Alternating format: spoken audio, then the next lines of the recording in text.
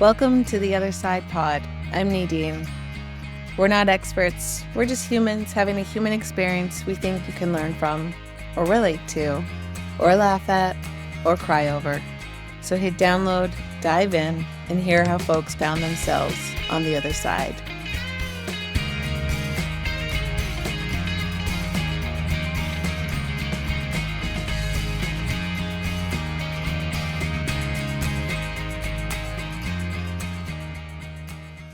We're recording with the lovely Emma Mitchell. Before we dive in to Emma's beautiful, heartbreaking story, I want to know, okay, as a fellow pickleball lover and lover, I actually think, Emma, you might top me for the love of pickleball. Do you love buying the pickleball clothes, like the outfits?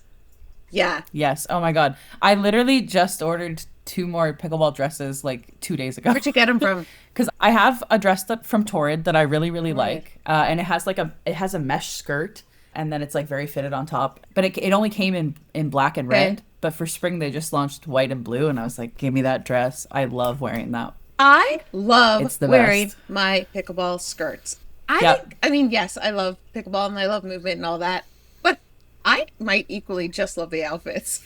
It makes me so Yeah, happy. I love it. And there are some ladies, I've gone to a couple tournaments, and there are some ladies that came in like matching dresses, like in their doubles partners. It's like, that's my dream. I need a partner that's as enthusiastic as me that will match outfits, but they had like matching custom made dresses. So, That's so Emma, fun. don't you worry. She's out there. He's out there that will wear this outfit with you. Okay, what is Torrid? Torrid? Torrid, it's like a plus store. So it starts at size 10. It starts at size 10 and then it goes up to, I'm not sure what size. I think like 4 or 5X or something like that. But it actually has some nice clothes because like when you're looking for plus clothes, it's really hard to find nice Yeah. stuff. It's like a lot of like really grandma-y stuff. They're hit and miss, but I will say that their athletic wear is pretty good. Although I've also really been loving Haiba with Reitmans. Oh, There's a local pro, Maria Klukowski, and she had sponsorship with Haiba, so that's how I found out about them. I actually won one of her giveaways and got some store credit to go spend. hey, So I gotta go I look. love their leggings. Their pulse leggings are really good. They have a lot of really good outfits, and actually there's a couple skirts in store right now. I was just there for the spring collection to like check out what they So if had. you go to Reitman's, will they have their athletic line there or is it a different store? Yes. All of them except for the Saint Laurent one, I think, Okay. because the Saint Laurent one's just too small, so they don't have any athletic wear in store there, but everywhere else Okay, does. the Saint Laurent Mall here in Ottawa. And what about, okay, wait, how Yeah. do I spell Torrid? Torrid. Torrid is Torrid. Okay, if anybody's listening and they want to go play pickleball, yeah, Yep. highly recommend. Okay, let's dive in. Before you tell us who you are and introduce yourself, I just want to give whoever's listening a little warning. We're going to talk about infant loss. Emma's generously sharing her story with us. So if this is not the right time for you to hear this, then, save it for later. But if you're ready to be connected with a beautiful, lovely, kind human who loves a bit of Canadian music and social media and pickleball, and I feel like you're very crafty, but I might be making this up. Yes, you are, right? Yeah. Then hang on and just listen. Emma, can you introduce yourself? I'm Emma. I'm Evie's mom. I'm also a pickleball enthusiast. I love Canadian music, former open mic host, wearer of many hats. Yeah, and I'm living here in Ottawa. And we met through the love of spin, Yes. and we remain Yes. connected through the love of pickleball. Can you tell us your story? Did you always know you wanted to be a mom? Let's start there. Yeah, it's really funny because I feel like most people have this innate like feeling and they've always thought about it since they were a kid, and that just wasn't the case for me. I did not know that was something I wanted until I knew that Evie was here. So for me, it was like a really deep journey, I guess. Motherhood isn't something I really thought about before or allowed myself to think about. So once I found out I was pregnant, I really realized that like, oh my God, I want this so bad. Hey, why didn't you allow yourself to But think about it? I mean, there's a few different reasons, but like I have a younger brother with autism who's very high needs. He's going to need support for his whole life. And I love him very dearly. So I kind of always thought that once my parents pass away, that would probably be the caretaker for him. So that was kind of one one reason that I didn't think like parenthood was the right path for me, since I already had this responsibility, which I'll say is not necessarily correct. It's just like This is how you how it felt. Hmm. feels when you, yeah, when you have a like profoundly disabled sibling. It's just someone ends up in a caretaker role. It's just how it kind of falls. And then on top of that, I've struggled with my hormones for like my entire adult life, I guess. I've had a lot of hormone imbalances. I have PCOS, or polycystic ovarian syndrome, which can make things unpredictable. So Right. I never even had a pregnancy scare in my 20s or anything. So I didn't really think I could even get pregnant. Did a doctor ever tell I you you spent couldn't get pregnant? Like, did you have that conversation? no one ever no one ever said that I couldn't, but like part of PCOS is often infertility struggle, so I just kind of assumed. Yeah, even though like for me I always had a regular cycle, like I never missed periods. I didn't go long periods in between of not having one, which can be very typical for some people with PCOS. That was not how it was for me. But just between knowing that I had this condition and then never having even a scare, because when you're younger you're not quite as responsible. But it just never happened. So I kind of assumed at this point in my life, since it had never happened, that why would Why? it? How old are you? I'm Right. 34. Okay. Okay. I'm 34, and I will say the scape of fertility is really changing, because before 34 was that like you're too old cut off, and like that's really not the case anymore. Women have babies into their 40s even. So my fertility doctor would say like, no, you're not too old, and like no, don't think like that. But it's just like the old way of Yeah, of thinking. course. I don't know much about PCOS, so I just want to ask, is it really painful? It's not necessarily. It really depends, because like something with like endometriosis, that is painful, right? But PCOS isn't necessarily pain as one of the main things of it. However, if you end up having like really big cysts, you can have like ovarian torsion, or like Right. different things that would cause a lot of pain. Um, but for most, it's more like the hormone imbalances. Um, okay. And that's why it's hard to, or there could be fertility issues because number one, you could have cysts, Yeah, which could interfere, I'm certain, and then the hormone imbalances, which interferes with. yeah. Okay. Well, that's it. And a lot of women don't have regular periods who have PCOS. So like that for me, that's a bit of an anomaly. Like that mine is very, very regimented Right. and regular. But women can go a very long time without having a period. The other thing that happens is you have a period, but you didn't actually ovulate. So then you can't get pregnant if you didn't ovulate. So Oh. Oh, so your uterus lining still builds up without an egg dropping. Okay. Interesting. yeah. So how did you find out you were pregnant? So I had actually taken some time away from work. I was on a mental health stress leave, and I had just gotten back to working out. I was like, okay, I need something. I had been feeling not very good, so I was like, I need something to focus on. I had gone back to go spin, and I did my first week of spin classes, and I just suddenly was really, really sick. There was a viral pneumonia that was going around at the time, so I think that's what happened. I caught this illness, but because I was pregnant and I didn't know, I was a lot sicker than I think I would have been if I wasn't. I ended up needing to go get a chest x-ray. And when you go get an x-ray, they ask you, could you be pregnant? And at that point, I was thinking, well, of course not. And then I thought to myself, wait, I don't remember the last time I had a period. And I had to really think. And I had had a little bit of spotting, which I assumed my period was coming, but then it went away. So I went, wait a second, probably not, but what if I am? And they said for a chest x-ray, because of where they're taking the x-ray, it's the same radiation as walking around town and using your cell phone. It's not a risk, but you still have to sign a waiver just in case, because, and they put like a big lead plate up to block everything that it needs to block. But as soon as I signed that waiver and I went home, I went, Interesting. maybe I should check just in Yeah. case. And I took a pregnancy test, and I didn't even have to wait for that line to appear. It was immediate. It was immediate, the darkest, thickest red line you've ever seen. I was in absolute shock and called my partner. I was like, Devin, come here. You got to come here. He thought I wanted him to clean the bathroom. So he ran to get cleaning supplies and came in with his cleaning supplies. And I was like, no, put that down. Like, come here. Look at this. Yeah. He was so excited. He was so excited. I was in shock, and I was like, you got to go get one of those digital tests like right now, because clearly this is wrong. Like, this can't be It's a correct. digital test. So the digital test will say pregnant instead of just a line. Okay. And the one that he went to get, it had weeks. It would tell you. So either you were Oh, like one cool. week, 2 weeks, or 3+. And again, it was pretty much immediate, and it was like 3+. So that meant I was at least 3 or more weeks pregnant at that point.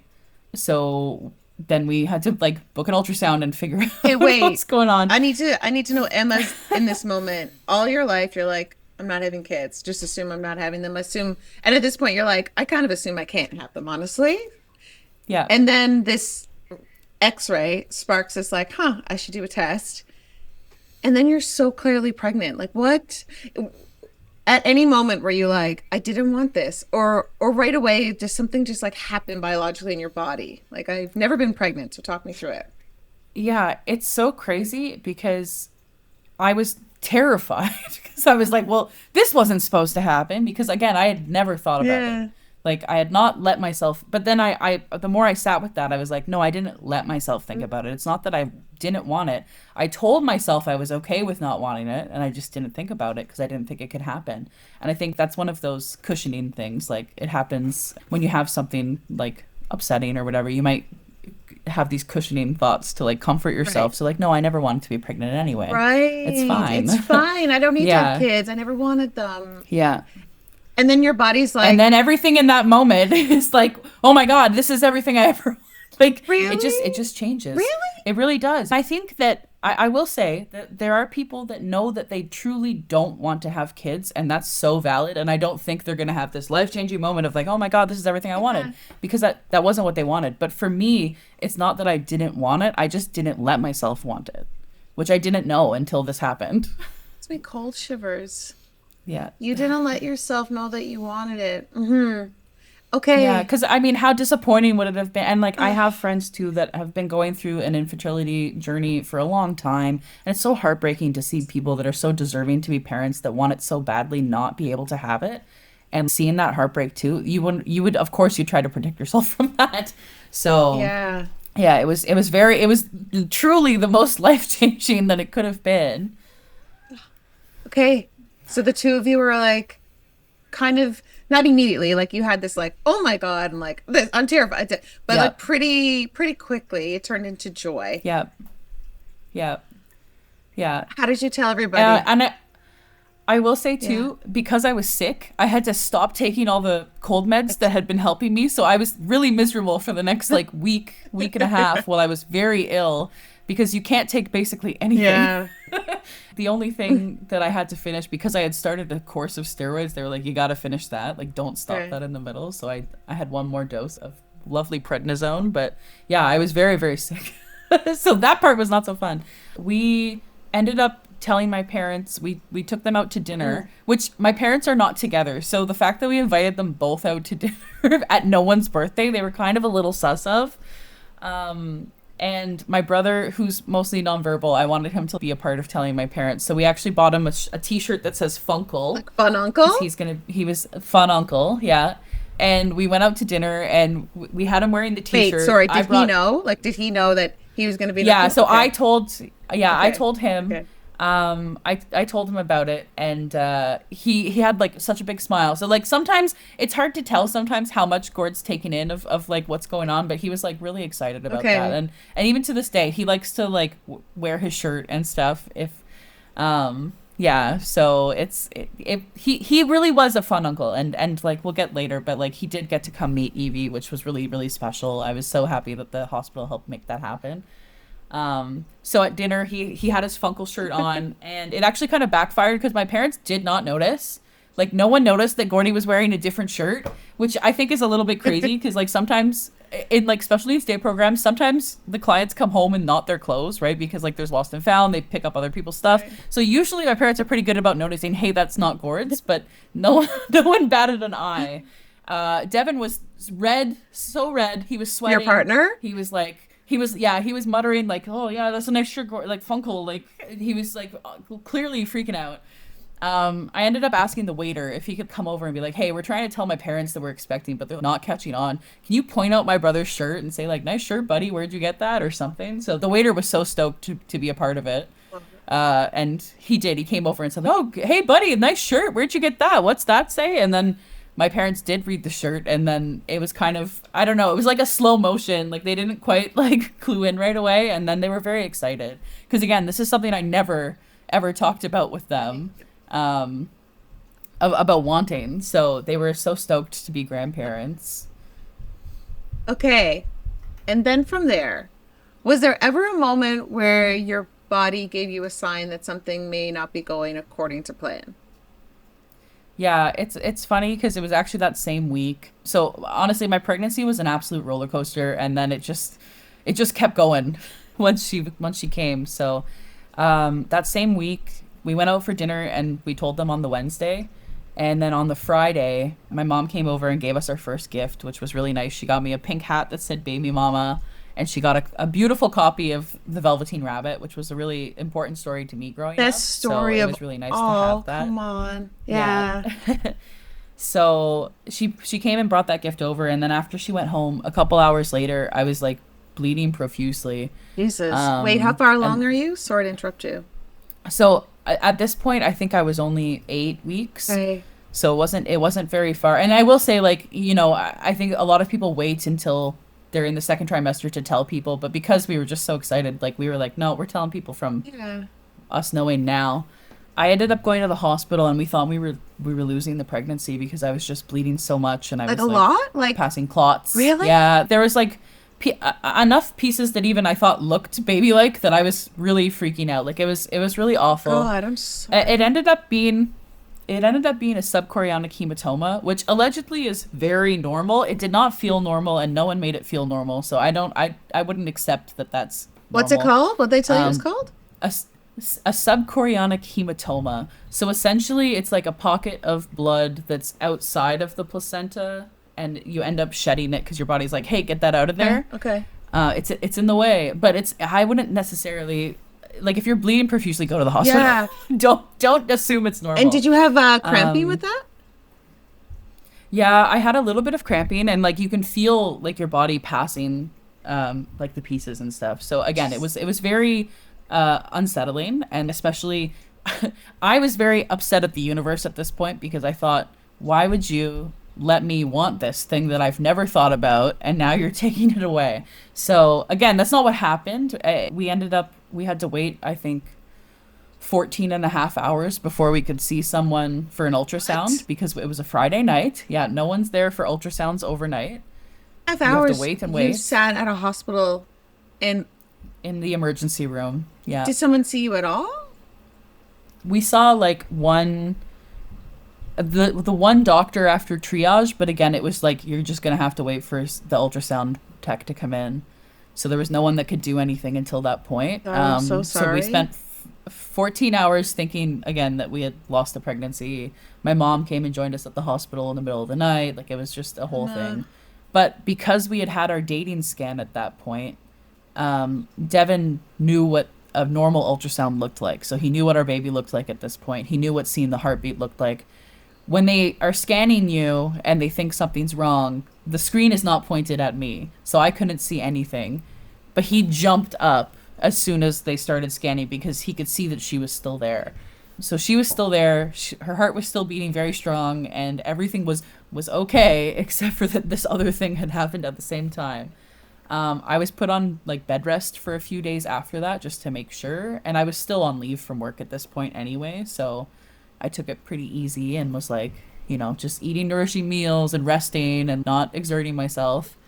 But from that point, we had kind of started the pregnancy with stress.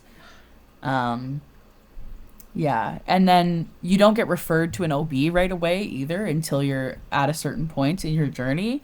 Our referral got lost. So this is, I'd say, the only misstep in the medical system here is from my own family doctor's office, the referral either didn't go through or they forgot to put it in. So I waited a really long time and I called my doctor and I was like, "Hi, I haven't heard from an OB yet. Should I have an appointment with you instead?" And they went, "What do you mean?" Figured out that the referral hadn't gone through How many and put it weeks are through you at then. that So by the point? so by the time I actually saw an OB, I was at 18 Okay. weeks. Um, What's typical? so we went in. Sorry, I keep it because I don't know. I'd say before that, but I'm not actually sure because my only experience is Right. this atypical Right, one. okay. But I think by that point they would have had liked to see me because our first appointment with her was the appointment before the anatomy scan. And that usually happens around like 19, 20 weeks. That's where they would check and make sure everything's looking good. And At that scan is when they realized that I already had a very short cervix. So anything under 2.5 centimeters is concern. Okay. And when they checked me then at 19 weeks, I was at 1.1 centimeters. So not good. Um, uh, we went in with our OB after that because our ultrasound office and our OB's office were in the same place. So we walked down the hall. But when the scan was happening, I could tell, like, we had a chatty tech who was talking to us, and then suddenly she wasn't. And I was like, oh, that's not good. So she had just told us that Evie was a girl. We were so excited. And she said, I'm just going to remeasure your cervix. And as soon as she said that, I was like, okay, that's not a good sign. Right. And then her face got very serious. And then she said, okay, you're going to go see the OB now. And at that point, our OB had to let us know that, like, you're going to be referred to high risk. So you're going to go to MFM at the general. What's MFM? And it's maternal fetal medicine. Okay. So they deal in any of the high risk or, like, out of the ordinary circumstances. So there's a lot of different reasons you might see them, but for me, it's because my cervix was short, and with a short cervix, you have a risk of preterm labor. And at this point, I hadn't reached viability yet for Evie, so if she had come any earlier than 22 weeks, we don't necessarily intervene here. I think there's maybe a gray area of like the 21 and 6. They may or may not, depending on the size of the baby and other things. But generally right now, the accepted cutoff most places is 22 weeks. And that's if you have a level 3 NICU, because a lot of other places, like if Evie was born in a different city that didn't have as many hospitals as we did, she might not have been viable even at her gestation. Because I got referred over to high risk, that meant all my appointments were now going to be at the general. I never actually met the doctor I was supposed to meet because he was on vacation when I first went there. So I ended up with someone else. And they also weren't able to see me right away because my OB had basically said, when you see MFM, you might get admitted to the hospital right away. Some women are put on bed rest immediately, so just prepare yourself for that. Okay. And for me, I was in absolute shock and denial. I was like, no, well, okay, some people, but not us. Like, that's not going to happen. MFM was really busy, so they couldn't actually see us until 8 more days. And by the time they saw me, when they checked my cervix, I actually only had 0.3 centimeters left. So it was gone. Like, it was, she was flat. There was nothing left. So unfortunately, I think that maybe if they'd been able to see us a little bit earlier, our story might look a little bit different. I can't say for sure. For them, once they saw us, it was like, okay, you're on bed rest. Like, don't be exerting yourself. No more working. Like, I had gone into work one day and said, guys, I have an appointment tomorrow. See you Friday. And then I never came back. MFM wanted to keep following me pretty closely. So my next appointment with them, I think my next appointment we would have been at, I think, just under 22 weeks. I think we were still at 21 weeks when we saw them. My cervix was still 0.3 centimeters. So they can do something called a cerclage, which is where they stitch shut your cervix to make sure it stays closed, which they had initially said they wanted to do. But when they checked me and they only saw 0.3 centimeters, they said there's not enough to stitch. We can't do it. When they saw me the next time, on the ultrasound, it was showing that the cervix was dynamically opening and closing a bit, which is not good. So at that point, they wanted to do a rescue cerclage. And I was a little confused because they had told me they can't do it. But at this point, because it was a rescue measure, they were going to try anyway. The General is a hospital that tests for infection before doing a cerclage. So not every hospital does that. It's really lucky that they did. So they did an amniocentesis, which is a very long needle that goes in your abdomen.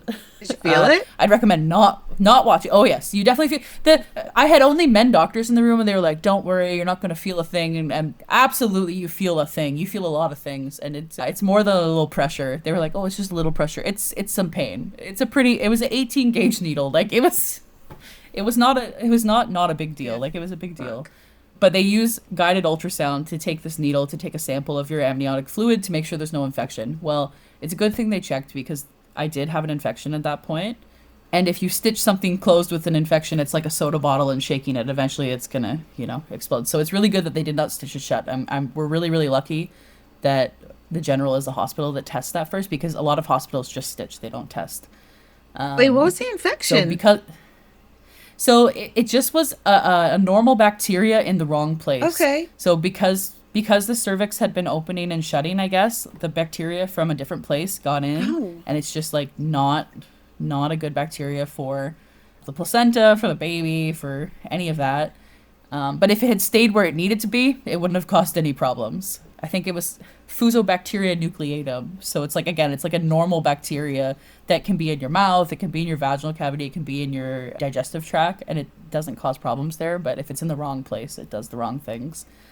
So at that point, I got admitted to the hospital. So from that appointment, and I had even, my aunt took me to this appointment. My bag was in the car because I was like, I'm not bringing that bag inside because I'm not getting admitted to the hospital. I'm not manifesting that. Then we had to go get the bag from the car because I absolutely was not leaving that hospital. And this was So I got 22 admitted on, weeks? yeah, so it was just before 22 weeks. I was on August 1st is when I got admitted, and August 14th is when she was born at 23 and 6. So we were in the hospital, and it was really confusing because depending on the day, some days I was like strict bed rest with like machines on my legs to pump my blood and prevent clots, and other days the doctors were like, no, walk around, like you're fine, walk around. So it was a really confusing hospital stay. But because I was doing so well, somebody on the team was studying this particular bacteria and infection, and in most women they got very, very sick very quickly, like it was an emergency. So the fact that I wasn't getting sick was like strange. A couple times they actually thought about sending me home because, again, I had been there over a week at this point and I seemingly was doing well. It's a really good thing that they didn't send me home. I said, I really don't think that's a good idea. Let's just wait and see. Like, let's at least get to 24 weeks and then we'll talk. And she ended up coming at 23 and 6 at 11:40 p.m. So just 20 minutes shy of 24 weeks. I went into like active labor the day before, but we didn't know. Because again, if you've never gone into labor before, you don't really know what's going on. And especially that early, Right. things feel a little bit different. Because at the time, Evie was only 660 grams. So she wasn't big. Like that's pretty small. My gosh. She was big for her gestation, which is really lucky because, again, if she had been smaller, she might not have thrived as well as she did for as long. So she really had size on her side. So she was 660 grams, which I think is about 1 pound, 7 ounces. Oh my gosh. And when you think of like a typical term healthy baby, like you're thinking like 6 pounds, 7 pounds, a big baby's like 8, 9, Yeah, 10 pounds. she was 1 pound. And she was and 1 pound. okay, the Yeah. day you went into active labor, what were you feeling? So because they had me on so many different meds and stuff, and I was on all these antibiotics, because again, like I did have an active infection that they were trying to get under control. I thought I was like constipated. So I was having pretty intense like abdominal pains, but it was more like, I don't know, like I still to this day, I think I would have still thought the same thing. I wouldn't have been like, I am in labor. And they didn't think so either for the first day because again, it was early. I'd been really stable. I'd been doing really well. But the second day of it, so that first started at night. The next day, at night again, I was bleeding a bit, and then they were like, okay, wait a second, let's check you. And at that point, I was dilated. I was like ready. My body was preparing. I think too, because I had an infection, my body had decided like, okay, it's not safe in here anymore. It's time for her to come out because again, the infection was a risk It wasn't that we under weren't sure control. how to They go. couldn't get rid of the infection. Yeah, and even with the antibiotics and stuff at that point, some of the damage had been done. So Evie was really lucky in that she didn't get the infection. I don't know how. I don't know how. She was not infected with the infection, but the infection in the environment limited her growth. So her lungs were very, very, very sick. Before we get to her birth, you're in the hospital in bed on bed rest for 3 weeks, right? 3 weeks? Knowing number one, you have an infection, but knowing your cervix is that small, like where's your mind go? What goes through your head? How are you feeling? Yeah, I think that I honestly spent most of that hospital stay in shock. Because some of my, like, a lot of my family came to visit me. Some of my friends and colleagues came to visit me. And my two colleagues, who are both moms, were very, like, they told me this after, that basically they talked about me and they were a little worried because I was too chill. Right. Like, and they were like, I'd be freaking out. I don't know how she's so calm. But I think again, it was just like a shutdown cushioning thing. Because, like, there's nothing I could do to change Survival anything. mode almost, right? Exactly. Yeah, there was nothing There's you could nothing I could do do. about it. Oh, that's got to be Yeah. so hard to not be able to do anything besides Yeah. lie there and listen Yep. to the doctors. And I gotta say, and the doctors were changing and what time they would be there. It was really difficult too because Devin was still working. He needed to work. So, and he had early mornings and stuff. We'd try to catch doctors on rounds, but there was no predictable nature of when they were coming. So sometimes they'd have to come tell me really serious things, but he couldn't necessarily be there Right. because again, we needed him working. They give you these brochures that show each week, like each gestational week, and like what outcomes might look like. So they gave me this brochure when the neonatologist came to talk to me because they were like, imminent NICU stay. Basically, as long as she's alive, she's going to the NICU. So to prepare you, nothing really prepares you for that. I will say that. But she gave us this brochure that was about the outcomes at 22 weeks, the likelihood of, say, like hearing loss, blindness, profound disability, death, like all these things. It's a really scary Yeah. brochure.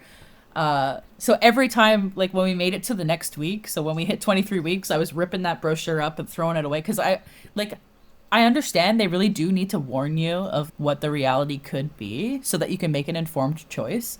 But when you're already going through this traumatic experience, it's really hard information to hear God, yeah, it's hard for because me to then hear it, you, and you're telling me a yeah, story, like, yeah. Hmm.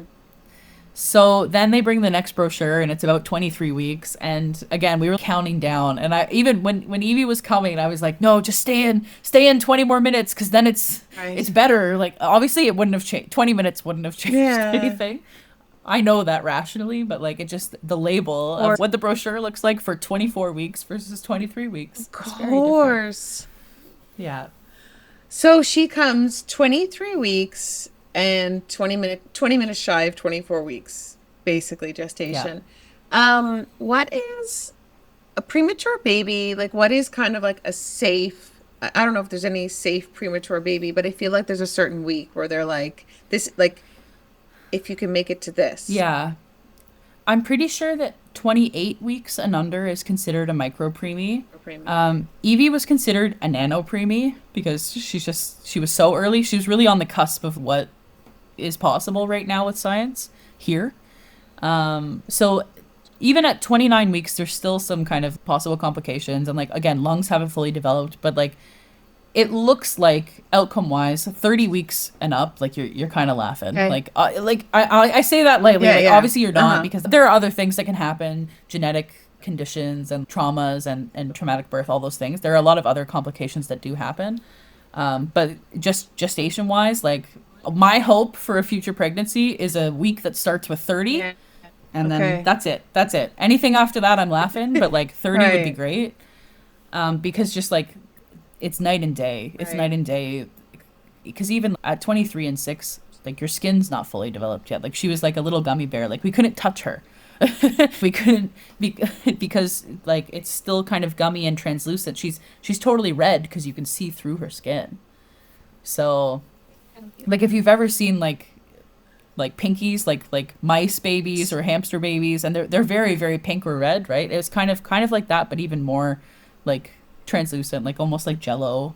Oh, so when I'm Yeah. like, oh, did you get to do skin to skin? You're like, Nadine, right? No, so I had to wait 22 days before I got to hold her.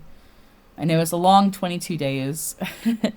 And some people wait even longer. I'm in some micro preemie like Facebook groups and stuff, and I'll see like again that was really helpful for me during our stay, just hearing what was happening to other hospitals, what things people were asking, all these different things. But some of the people had to wait even longer to hold their baby, and I just can't even imagine because 22 days was just agonizing. Agonizing. Um, Um, yeah, what was labor like? She's so tiny. You know, this isn't a yeah, good thing. Like, how do you?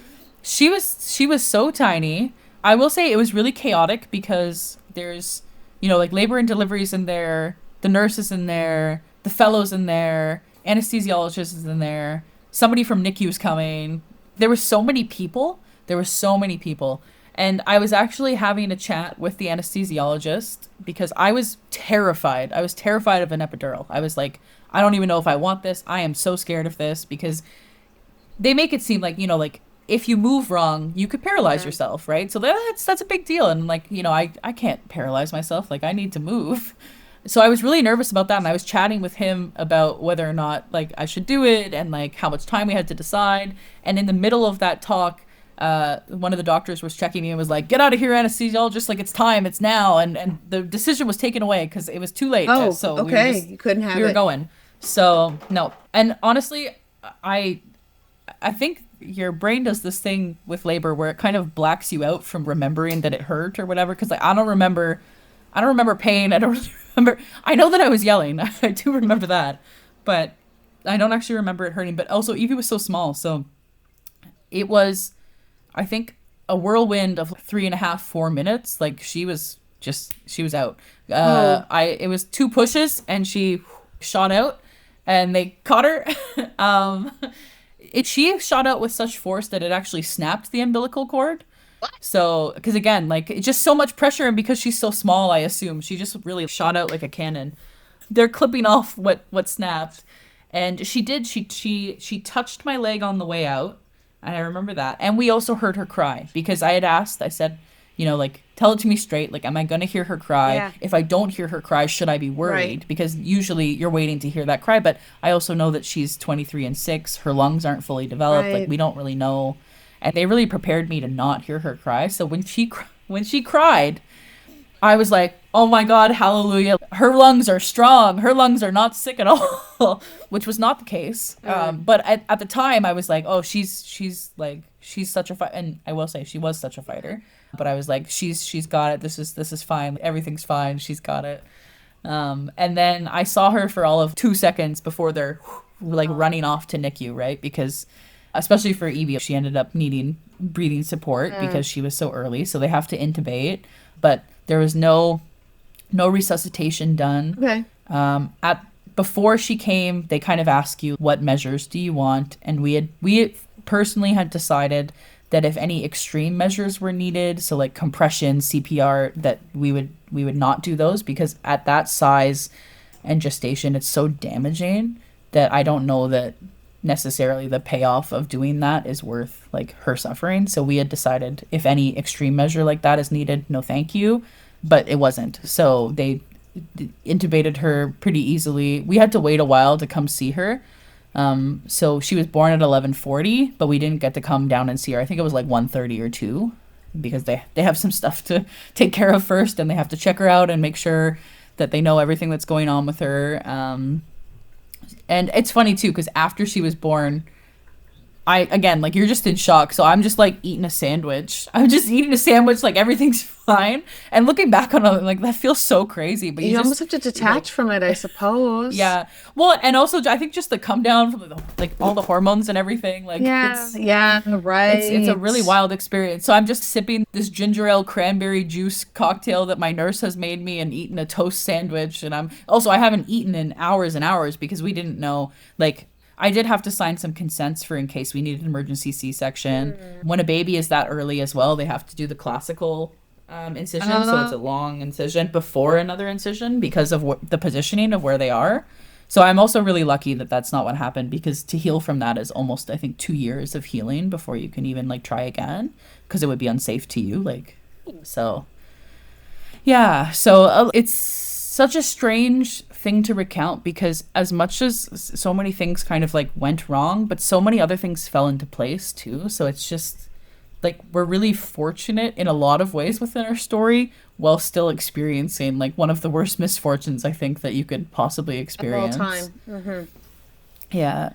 What was Yeah. anybody? Devin was with you in the hospital when you had her. Yeah. So Devin was there. My mom and dad both came, and his parents both came Okay. as well. They weren't in the room when she was born. My mom was gonna come in if I wanted her in there, and it was such a whirlwind. It was all happening so fast, and again, she could hear me like screaming, right? Because labor. Yeah. But one of the nurses was like, "Are you coming in or are you not? Like, what's going on?" And I was like, "There's too many people." And then as soon as I said there's too many people, my mom was like, "Okay, I'll stay out here." So she didn't come in. They were outside. They were all outside the room. They caught a glimpse of her again when she was getting taken down to NICU. But it was nice to have everybody there. I don't know that I would do it the same the next time. I think it might be a more of a just us type of Yeah. thing. Why? It was And everyone can overwhelming? come after. Yeah, I mean, it was overwhelming to have so many people there, but I think too, it's just, especially after you experience loss, there's this want to control as many things as you can and to change as many, even though, again, none of these things have anything to do with why anything happened, but it just feels better to be like, and this time I'm going to do XYZ, even if that's not going to necessarily have any outcome. But I think it would also just be nice to experience it like calmly, intimately, privately, and then kind of invite people in after. But who knows? Because I might change my mind. I might, in the moment, be like, call my mom right now. Like, I have no idea. You can't really say. Where does the name Everett come from? So Everett's actually my mom's last name. Oh. And I wanted a family name. I wanted a name that had some meaning to it. But I also really, like, we call her Evie. So I really liked that kind of like little nickname as well. Yeah. And I mean, I really did like curse her with like, you know, we'd never be able to find her name on something. Cause like me, Emma, my name's on everything. If you get a souvenir, you can, they're usually sold out though. I will say with a common name, your name's sold out, but at least it's there. But for Everett and the way it was spelt, it wouldn't have been anywhere. But, and then her middle name was Jameson, which is my mother-in-law's maiden name. So her whole name was last names because she was Everett Jameson Mitchell Perry. So it's a good name. Her whole name was made up of last names. That's a good name. And Evie, when did you think of her name? I want to say it was probably pretty early on. Like we had the discussions and like different names, but like I decided pretty early on. I think that was kind of where I wanted to go with it. And I think we agreed upon it pretty much like pretty early on, I think, actually, yeah. I'm very interested in your experience because obviously your body went through it and you're the mom, but I also want to know how your partner was doing through all of this. I mean, it's really hard in a different way. Devin, he worked the whole time Evie was in the NICU because that allowed me to be able to go to the hospital every day. So I was able to go to the hospital every day and every night. I only took one day away because at that point they were kind of like, Emma, I think you should take a break, like sleep or something. So you were there like day and night. Take a break. Okay. Yeah. I would come in the morning and I would leave.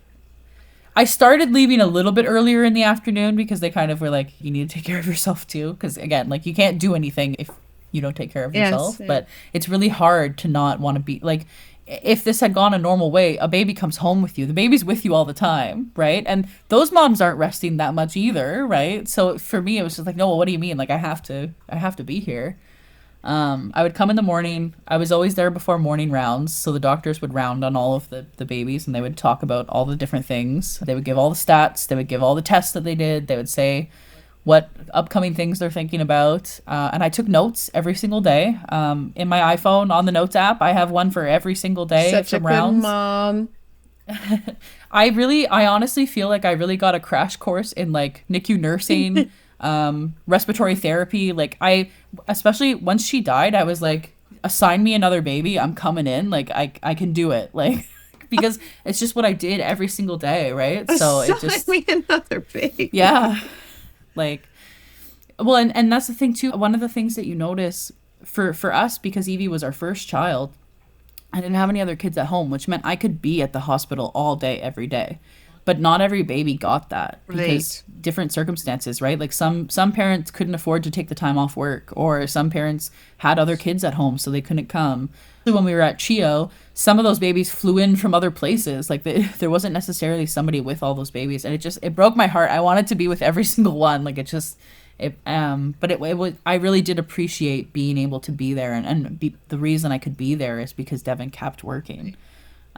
So he would come to the hospital with me at night sometimes, but then he also needed to sleep because he needed to go to work. Right. And I think that especially once, like when she passed, it was harder in some ways because I got to spend so much time with her and he didn't necessarily get to spend all that time with her. So like it's another layer kind of to the loss. And it's not like no one did anything wrong. I think we did the best of what we could with the situation. There's no way to know that's what's going to happen, especially with her. Like she was doing arguably very well, all things considered. So her passing was actually a bit of a shock at that point.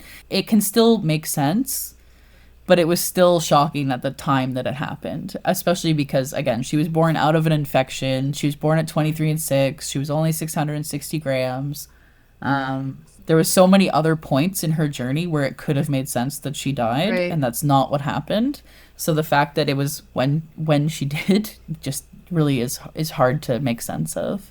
How did you go home and have a conversation with your partner? This is what I don't understand. Like, there's so much going on. I imagine everything is overwhelming, and you're like 100% of your focus is on Evie for both of you, even though Devin still has to get up and Yeah. go to work. Do you go home and watch a show? Because life keeps chugging along. How do you connect as a partnership? Honestly, I feel like we really kind of suspended that. Right. Well, because again, it was survival mode, like at its finest. Hmm. And I will say, Devin also picked up the slack in a lot of ways. Like when I was pregnant, I was really sick. I didn't feel good, so I did not cook. I cooked once, I think, while I was pregnant. He cooked everything else, and same with NICU. I cooked once, and the recipe actually didn't turn out, and I was sobbing. I was just sobbing because I was like, the one time I tried to cook for you and it didn't turn out, and I'm not a bad cook. Both my parents are chefs, so like I know how to cook, and it just did not happen. It turned out so bad. It was so disgusting. He still tried to eat it, which I couldn't even look That's at. low. I couldn't even look at it. It looked so What awful. was it? Yeah. Wait, I gotta know the Um, meal. it was a chicken pot pie soup, which should be Yeah. delicious, but it Should be just, so comforting. I don't know what happened. I don't know what happened. It like curdled. It looked disgusting. It burnt. He's It was like, undercooked in some ways. Like every possible thing that could have been wrong with it was wrong with it. And he still tried to eat it. And I was like, please, I was begging him not to eat it because I was like, the soup's going to kill you. yeah, Like, yeah, please you're don't gonna eat get it. sick. The soup's gonna kill you. Right, Yeah. so you're Yeah. everything you talk about is her. Pretty much. I want to say we might have gone somewhere like once. I think we went out for dinner, maybe. I think. But it's such a blur. Honestly, all I can really remember is hospital. Like, Right. because day was hospital, night was hospital, everything was hospital. And I put like my phone on a bypass. So if the hospital called, it would always ring no matter what. Because I was like so scared that I'm going to accidentally put on do not disturb, or, sometimes they have to call you in the middle of the night. And we did get a couple of those calls in the middle of the night where they're like, hey, we need to test for XYZ. I need your consent. Or like, oh, they did extubate her once early on. It was about 2.5 weeks into her life where they took her off the ventilator and they put her on like a less invasive breathing method, which my one piece of regret with her journey is I wish that had lined up with when we were there because they did it when we weren't there.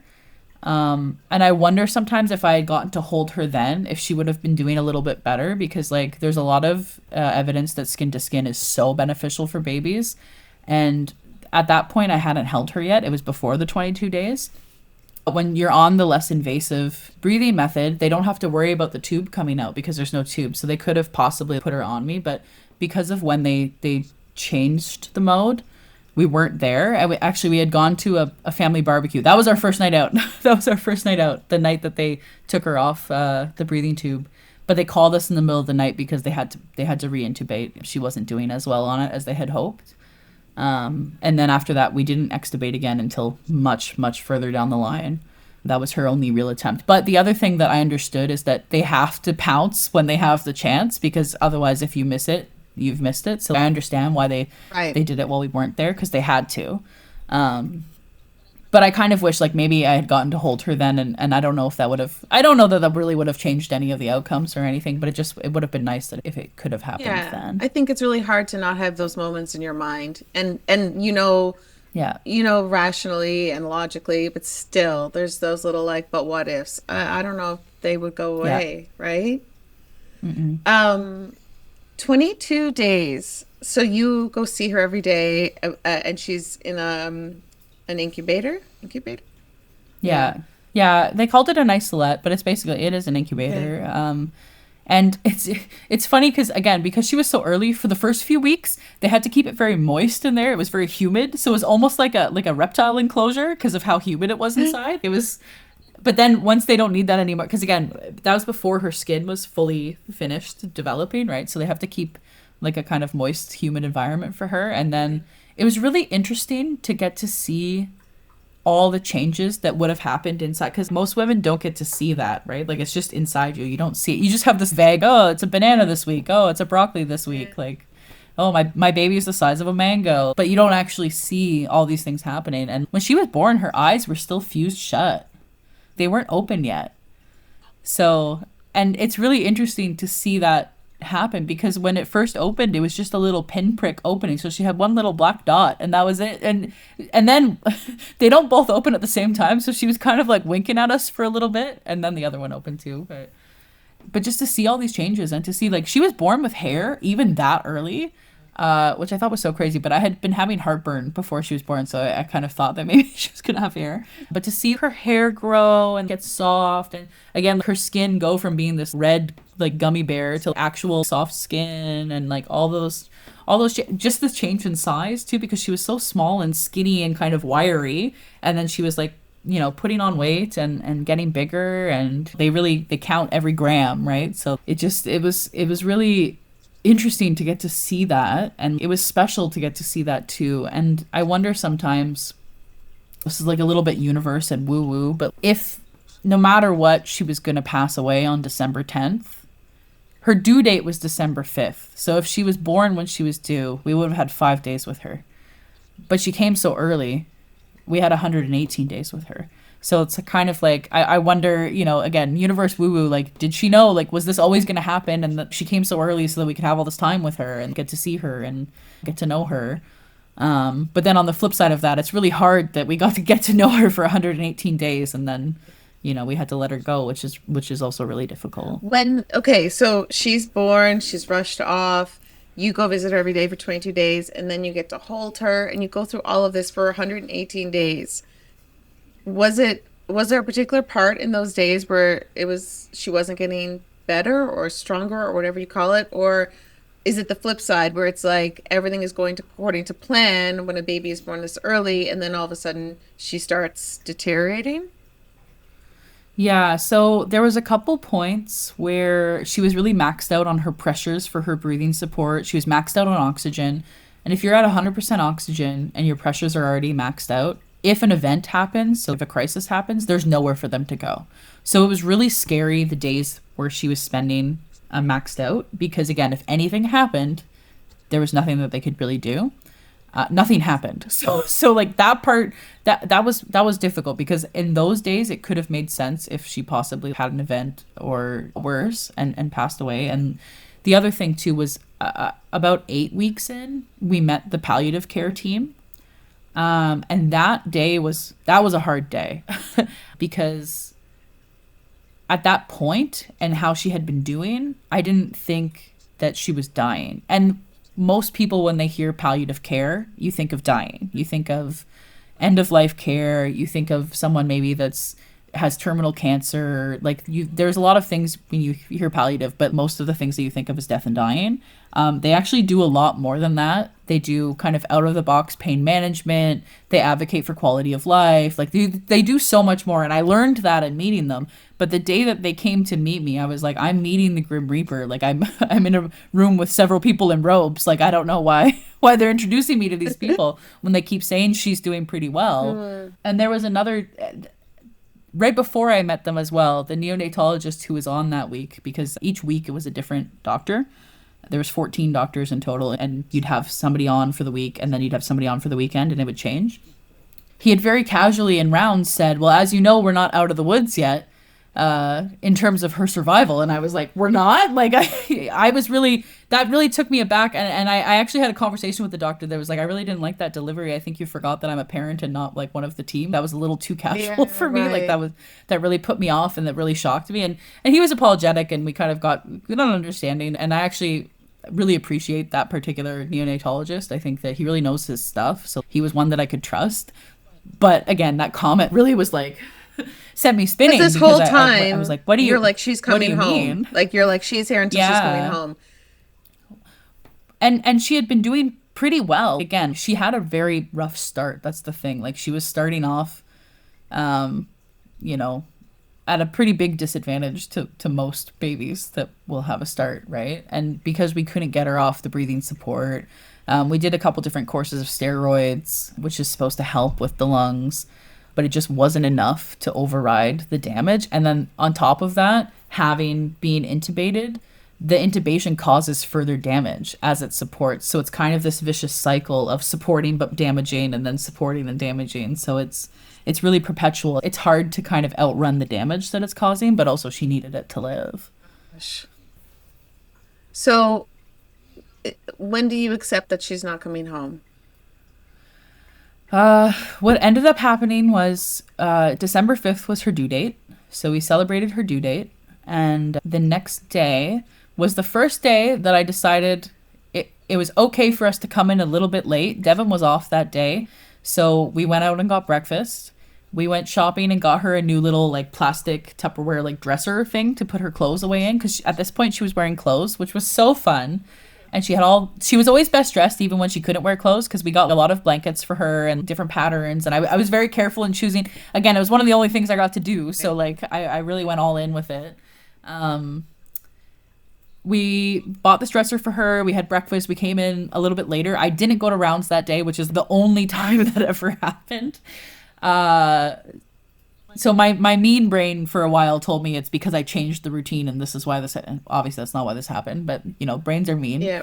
And of course it's the one day I changed the routine. But when we came in, the neonatologist was like, "Oh, I'm so glad you guys are here. I really need to talk to you." We were like, "Oh, what do you mean?" I'm folding her clothes and putting them in the new dresser. I'm like, "Pardon me?" Like, Yeah, right. and basically the entire time that she's been alive, her blood CO2 has been higher than what's normal for any person. But her body was able to compensate for that. Like basically the bicarb in your body helps compensate for that. And also you can blow off some of the extra CO2.